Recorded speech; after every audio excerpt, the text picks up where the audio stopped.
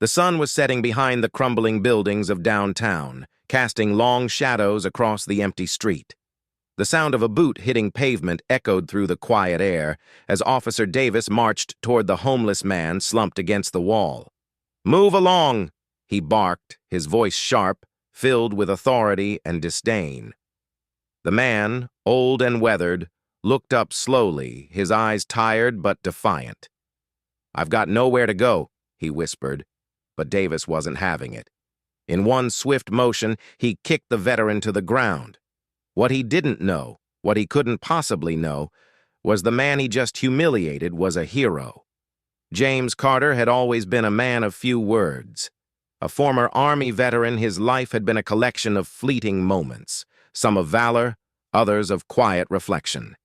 He had seen the horrors of war, lost comrades who had become brothers, and yet he found himself in the streets of a city he once swore to protect.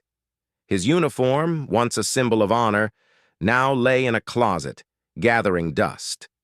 The weight of his service was a silent one, carried not by medals or commendations, but by the lines etched into his face and the scar that marred his left hand, where a bullet had left its mark. James wasn't one to ask for help. He had been taught to stand tall, no matter how heavy the load. As a young boy in the small town of Marlow, he had learned resilience from his father, a man who believed in hard work and self-reliance.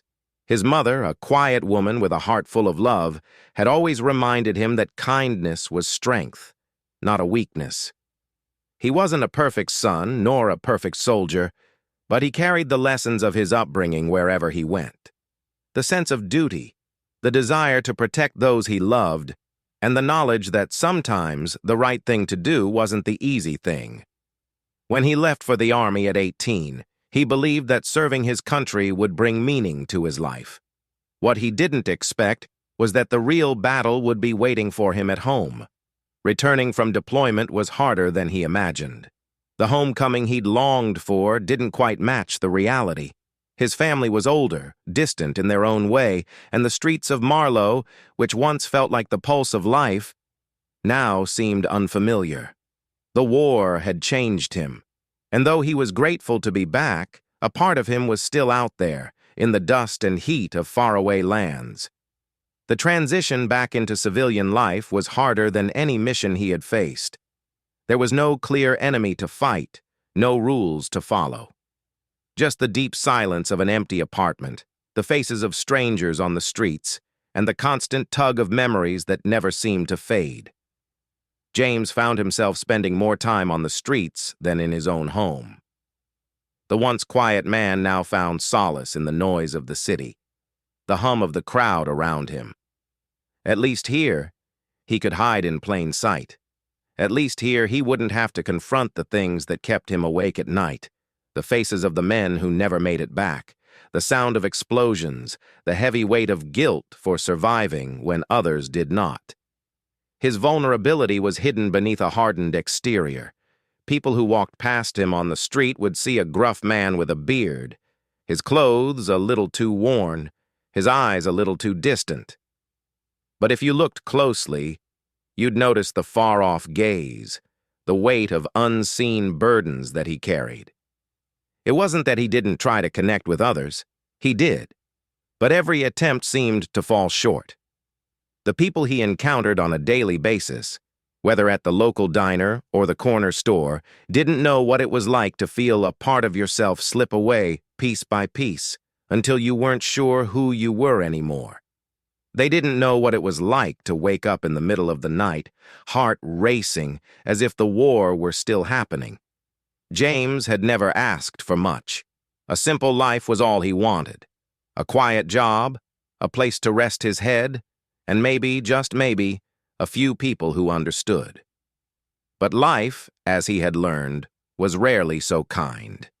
The city had swallowed him whole, leaving him a mere shadow of the man he once was. There were days when he found himself sitting in the park, watching children play and longing for something he couldn't name. Maybe it was the feeling of home, or maybe it was just the simple joy of being free from fear. But the thought always faded as quickly as it came. He didn't belong here, not in the same way he didn't belong on the battlefield. It was a truth he carried silently, like a secret he could never share. And yet, despite all of this, James was not without strength. Beneath the layers of sadness and anger was a man who still believed in the goodness of others. He believed that, somewhere in the chaos of life, there was a reason for him to keep moving forward. His service had taught him to fight for a cause greater than himself, and even though that cause was now unclear, the instinct to protect others remained. It was this instinct that would drive him into an unlikely confrontation, one that would change the course of his life forever. James had always been a hero, even if no one knew it. He didn't wear a cape or have superhuman strength, but his courage lay in the small moments, in the decision to keep going, to show up for the people around him even when he didn't feel like it. His vulnerability was his strength, though he hadn't yet fully realized that. And it was in this quiet, unassuming way that James Carter, the veteran no one noticed, would soon reveal to the world the true measure of his heroism. James Carter had always prided himself on his ability to stay composed, no matter the storm. But lately, the storm inside him had become too loud to ignore. Each day felt like a battle, not with an enemy he could see, but with the weight of memories, guilt, and an overwhelming sense of disconnection from the world around him. The streets he once walked with pride now felt foreign, as though the life he had known before the war had never truly belonged to him. It wasn't that James didn't want to change. He had tried. He'd attended therapy, but the counselors often didn't understand. They asked him questions about his feelings, questions that were too deep, too painful, and too personal to answer. They told him he needed to move on. But how could he when the ghosts of his past still haunted every step he took? The nights were the hardest. That's when the flashes would come, pictures of a battlefield, the screams of soldiers, the rush of adrenaline followed by the cold realization that someone was missing. Those nights were long, and no matter how much he tried, the sleep never felt restful. He would wake up drenched in sweat, heart racing, eyes darting around the room as if he was still waiting for an attack. He couldn't blame the city for his struggles. It wasn't the streets or the noise that made him feel out of place. It was the way people looked at him, the way they seemed to move around him without a second thought, as though he was invisible. They didn't know his story, and he couldn't find the words to share it with them. How could he explain the feeling of being trapped in a body that had seen things no one should ever have to? How could he explain the deep loneliness that came from being a stranger in your own home? Every day, he would walk the streets, lost in thought, hoping to find some purpose, some meaning that could pull him out of the darkness. But it never came. And then, one day, his life collided with someone who would forever change the course of his journey. It all started at the corner of 5th and Broadway, a bustling intersection where the noise of the city never seemed to stop. James was leaning against a lamppost, his eyes focused on the ground, trying to block out the hum of the crowd. He was used to being ignored. No one ever really looked at him twice. His clothes were worn, his beard unkempt, and his eyes carried a sadness that people didn't know how to respond to. So, they passed him by without a word, as they always did. But today was different. Officer Davis pulled up in his squad car, his face locked in a permanent scowl. He'd been patrolling the area for hours, keeping an eye out for trouble. The neighborhood was getting rowdy, and he had no patience for those who didn't belong. As he approached, he spotted James standing by the corner, looking like he had nowhere to be, and that was enough to trigger something in him. "Hey, move along!" Officer Davis barked, pulling up to the curb with a squeal of tires. His tone was harsh, his voice full of authority, like he was dealing with a stray dog rather than a human being. James looked up, momentarily startled, but then quickly lowered his gaze again. "I'm not bothering anyone," he muttered, his voice calm, measured, like it always was when he wanted to avoid conflict. Davis didn't care. He had seen too many people like James before, worn out, looking for a handout, doing nothing but causing trouble. "I said move," Davis repeated, stepping out of the car with a purposeful stride. "You don't belong here." James stood still, trying to gather his thoughts, trying to keep his emotions in check. He had been through worse in his life, worse than being shouted at by some officer who didn't care about him. But something about Davis's words struck a chord. The way he said, "You don't belong here," as if James was a ghost, as if he was less than human, was more than he could bear. "Just leave me be," James said, taking a small step back. He wasn't trying to cause trouble. He just wanted to be left alone. But Davis wasn't having it. Voice 2. Before James could react, Davis shoved him roughly in the chest, pushing him back against the wall of a nearby building. "I told you to move!" he yelled, his face inches from James's. James stumbled, his body still not fully adjusted to the weight of his trauma, but his instincts kicked in. He raised his arms not to fight, but to protect himself. The violence wasn't new to him. It was just another memory from the past he didn't want to relive. But it wasn't the physical shove that hurt the most. It was the look on Davis's face, the complete lack of empathy, the cruel indifference to the man in front of him, a veteran who had sacrificed his life for people like him. For a moment, James saw himself reflected in Davis's eyes, broken, discarded, invisible. A flash of anger surged through James. His fist clenched, his jaw tightened, but he held back. He wasn't going to let himself react in a way that would make him feel like the monster the world saw him as. His internal battle was just as strong as the one raging outside, and every part of him wanted to push back, to fight back. But he didn't. He couldn't. Instead, he turned away, trying to make himself as small as possible, hoping to slip into the crowd where no one would notice him. Davis, seeing James's reluctance, sneered, the disgust clear on his face. He didn't care who James was or what he had been through. In his eyes, James was just another unwanted man in the way, and he didn't deserve an ounce of respect. But as James slowly walked away, the feeling of injustice burned inside him. It wasn't just about this encounter, it was about everything that had led up to it. The years of service, the trauma, the sense of being forgotten. It all came rushing back in that one moment. The frustration of being unseen, unheard, and unworthy in a world that seemed to have moved on without him. What James didn't know, what neither he nor Officer Davis could have anticipated, was that this would not be the end. It would be the beginning of a much larger confrontation, a confrontation that would force them both to confront their assumptions, their biases, and the truths they had buried deep within themselves. The external battle was just starting, but the internal struggle had already begun. James had always been fighting to be seen, fighting to survive, fighting to make sense of his place in a world that often seemed indifferent.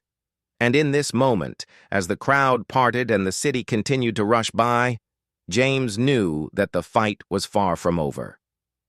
The day after the confrontation with Officer Davis, James couldn't shake the weight of what had happened. The anger still simmered beneath his skin, but it was more than that. It was the humiliation, the realization that the world saw him as nothing more than a broken man, a soldier discarded by the very system he had once vowed to protect. His muscles ached, and his mind raced. He couldn't escape the images of that moment, the officer's sneer, the push against the wall, the helplessness he felt in front of someone who had no idea who he really was. James hadn't just been physically assaulted, he had been dehumanized. It wasn't the first time, but something in him had snapped, something he couldn't ignore. For the first time in a long time, the desire to stand up, to speak out, was stronger than the fatigue of his everyday life. His feet led him to a small coffee shop on the corner of a busy street, the kind of place where everyone knew your name, or at least they pretended to. He'd been coming here for months now, always sitting at the same table by the window. It was his refuge, a quiet corner where the world outside seemed distant. a place to gather his thoughts before he had to face another day. Inside, the warm aroma of coffee filled the air, blending with the soft hum of conversation. He was about to grab his usual cup of black coffee when a familiar face caught his eye. Naomi, a local social worker he had met several months ago, waved at him from a nearby table. Naomi was one of the few people who had never judged him, who had taken the time to sit and listen when he needed someone. She had seen the signs of PTSD long before James admitted it to himself. "James, over here," Naomi called, her voice warm but full of concern. He nodded and walked over to her table. Naomi had always made him feel seen, in a way no one else had. She didn't treat him like a charity case or an invisible man. She simply saw him as someone who had endured a lot, and who deserved a chance to heal. "Sit down," Naomi said, motioning to the empty chair.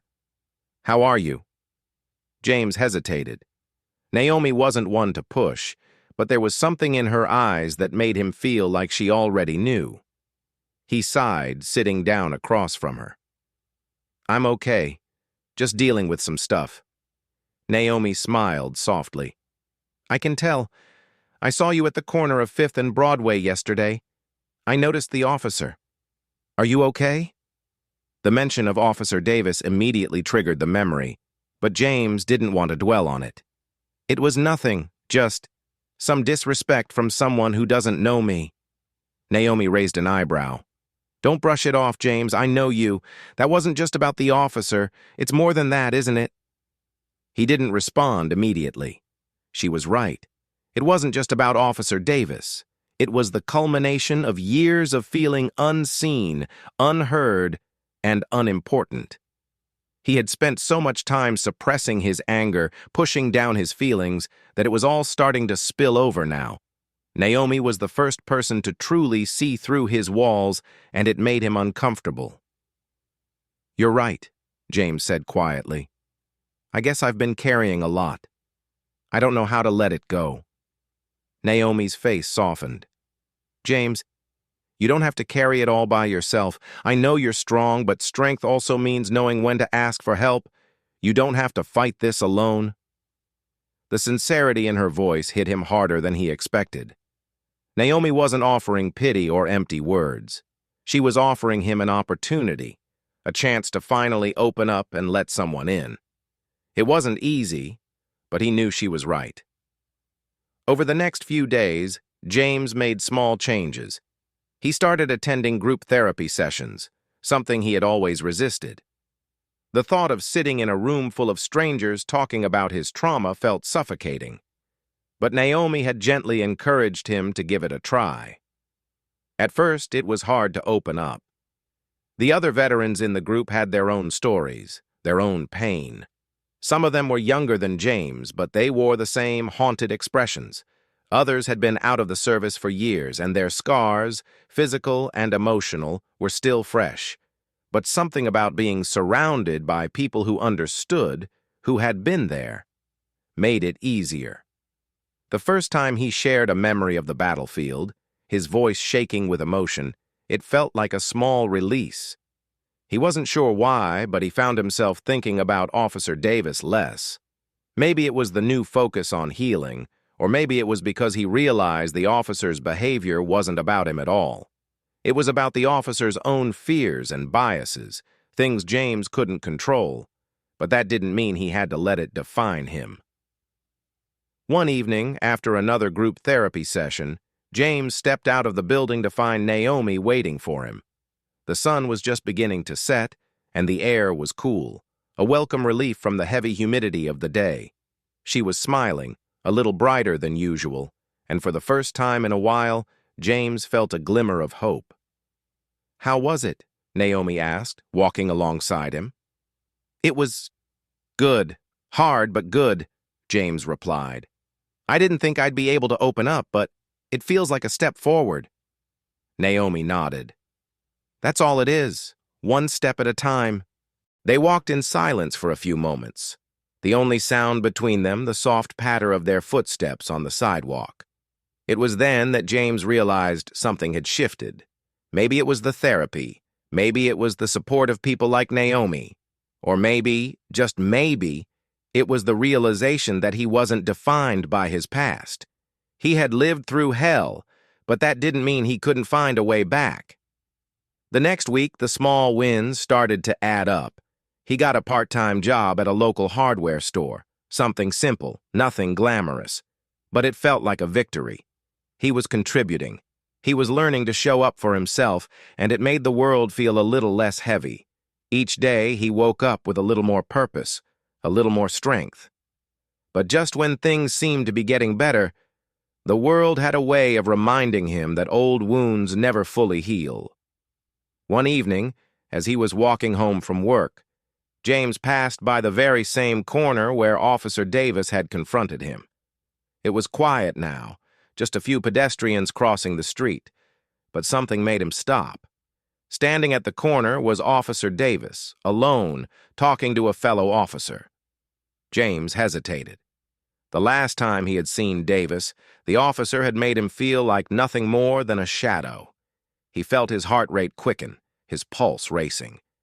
But then, as if on instinct, James took a deep breath, stepped forward, and walked past the officer without a second glance. He didn't know what had changed in him that day, but he was no longer afraid. He had confronted his demons in therapy, and now he was ready to confront them in the real world. The moment passed, and he kept walking. It was a cold afternoon, the kind where the air felt sharp against the skin, and the city's relentless noise seemed muffled under the weight of a storm that was coming, both in the sky and in James's heart. Officer Davis didn't expect to see him again, but there he was, standing on the same street corner where their worlds had collided a week ago.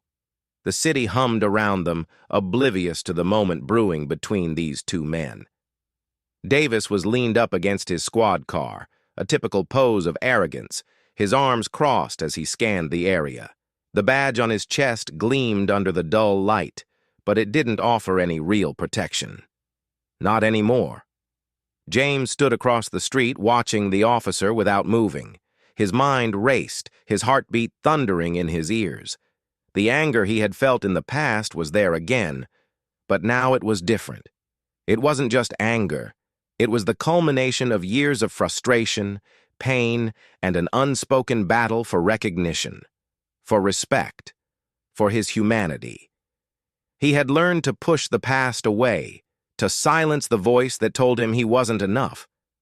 But this moment was something that couldn't be ignored. This moment wasn't just about him or Officer Davis. It was about something bigger. It was about all the men and women who had been dismissed, dehumanized, and left to fade into the background of a world that only cared about what could be seen on the surface. James wasn't the same man who had been shoved into a wall days ago. He had fought too long, fought too hard, to let this moment slip away without taking a stand. But now his chest ached with the weight of his decision. He could walk away, let it go, pretend nothing happened. But he knew that if he did, it would eat him alive. If he didn't speak now, he'd regret it for the rest of his life. As if on cue, Davis looked up, his eyes narrowing when they met James's gaze. For a moment, neither of them moved. The officer's jaw clenched, and James could see the flicker of recognition in his eyes. He hadn't forgotten their last encounter. Neither had James. Davis straightened, pushing off the squad car and taking a few steps forward. His voice was cold, dismissive. "You got something to say, Carter?" he asked, using the last name he had never earned, as if it was a threat rather than an acknowledgement of who James really was. James didn't flinch. His feet felt rooted to the ground. The world around him seemed to disappear, leaving just the two of them, two men standing in the middle of a storm. "Yes," James said, his voice surprisingly steady. He hadn't expected the words to come out that easily, but they did. "I do." Davis scoffed, a look of disbelief crossing his face. "What? You gonna lecture me now? You think I'm just gonna listen to you? Some guy off the street?" James took a step forward, his eyes fixed on the officers. "I'm not here to lecture you," he said, his voice firm. "I'm here to remind you who I am, who we all are. I'm a veteran. I served this country and I didn't ask for your disrespect, but I'm done letting people like you decide my worth. You don't get to define me." Davis's lips twisted into a smirk, but there was a hint of unease behind his eyes. "What's that supposed to mean? You think you're better than me?" James shook his head. "Number. But I know what it means to fight. I know what it means to face down enemies, real enemies. And you're not one of them. The only thing you're fighting is your own fear. You're scared of things you don't understand. And I'm done being your scapegoat." The words hung in the air, heavy with truth. Davis shifted on his feet, clearly caught off guard by the man standing in front of him. He was used to throwing his weight around, to using his authority to keep people in line. But this was different. James wasn't backing down. For a moment, the tension between them was thick enough to cut with a knife. Then, Davis stepped closer, his breath coming faster, his hands balling into fists. "You think I'm scared of you? You're just a broken-down soldier who got lucky. You don't belong here, and I'll make sure you remember that." James didn't hesitate. He had already taken the most important step, standing up. "No, you listen to me," he said, his voice rising. "You don't get to treat people like they don't matter just because they don't fit your idea of what's acceptable. I've been through hell and I've come back. You think your badge makes you untouchable? It doesn't. Not anymore." The words were a release, each one unraveling the knot of anger and resentment he had carried for years. As he spoke, he felt something shift inside him. He wasn't just fighting for himself. He was fighting for every person who had ever been looked down upon, ignored, or dismissed because of who they were. For the soldiers who had served and returned home to a world that didn't understand their sacrifice. For the veterans whose voices had been drowned out by the noise of everyday life. For the forgotten men and women who had given everything and received nothing in return. Davis's eyes flickered with something, anger, but also something else. A recognition of sorts. Maybe it was the sheer force of James's words, or maybe it was the way James stood before him, unwavering, despite the odds. Whatever it was, it made the officer hesitate. James could see it in Davis's eyes, a fleeting moment of vulnerability. The officer didn't respond immediately. He didn't need to. He knew, deep down, that he had lost this battle. He had tried to break James, to put him back in his place, but it hadn't worked. Instead, Davis did something unexpected. He stepped back, his shoulders slumping slightly, the bravado draining from his posture. "Fine," he muttered, turning away. "You've made your point." James watched him go, his heart pounding in his chest. He had won, at least for now. The officer had backed down, but the true victory was in James's ability to stand his ground. The power had shifted, and for the first time in a long time, James felt like he had regained control over his own life. As Davis retreated, James stood there for a moment, feeling the storm in his chest finally begin to settle. He had faced the very thing that had kept him from moving forward for so long, his own fear of being seen, of being treated as less than human. And in this moment, he had reclaimed his dignity, not through violence or anger, but through the strength of his voice. He took a deep breath, feeling the weight of the moment lift from his shoulders. There was no immediate applause, no cheering crowd. But as he stood there, watching the officer retreat into the distance, James knew that this moment, this act of defiance, was more than just a confrontation. It was the start of something much larger. He had taken a stand, and the world had shifted. The stakes were high, but in the end, the victory was his. And it was just the beginning. Weeks had passed since the confrontation with Officer Davis, but the memory of that moment, of standing up for himself, still lingered in James's mind, shaping everything that came after. It wasn't just a victory over one man. It was a victory over years of silence, over the weight of his own self-doubt and the societal forces that had tried to erase his existence. James didn't expect things to change overnight. He didn't expect the world to suddenly become fair or easy. But in those weeks that followed, something inside him had shifted. For the first time in years, he felt a sense of clarity, a lightness in his chest that wasn't there before. It wasn't just about the act of standing up to Davis. It was about reclaiming his voice, his place in the world. His days began to take on a different rhythm. He went to therapy, yes, but now he went with a purpose, with a sense of agency. He shared more, opened up about things that had been buried for so long, and for the first time, he didn't feel like a burden. In fact, he started to feel like someone worth listening to. His counselor, a woman named Lisa, noticed the difference too. "You've made incredible progress," she told him one afternoon, her voice warm and approving. "The fact that you've been able to confront your past, your fears, it's not easy to do that, but you've taken a huge step." James smiled, though there was a flicker of humility in his eyes. "It didn't feel like much, but I guess it's a start." "A big start," she said, leaning forward slightly. "A start that's going to make a difference, not just for you, but for others too. You're learning to see yourself as worthy, and that's powerful." He wasn't sure what it meant yet. Worthy. It felt like a word he had never truly embraced, never understood. But as the days passed, he began to see that perhaps Lisa was right. Maybe this wasn't just about overcoming the past. Maybe it was about understanding that his presence in the world mattered, that he didn't have to fight for scraps of respect or validation. He could create his own space. James found new meaning in the small things, the way the sun felt on his skin in the morning, the quiet moments when he sat on the park bench and simply watched people go by. He was a part of this world, not apart from it. And there was something undeniably freeing in that realization.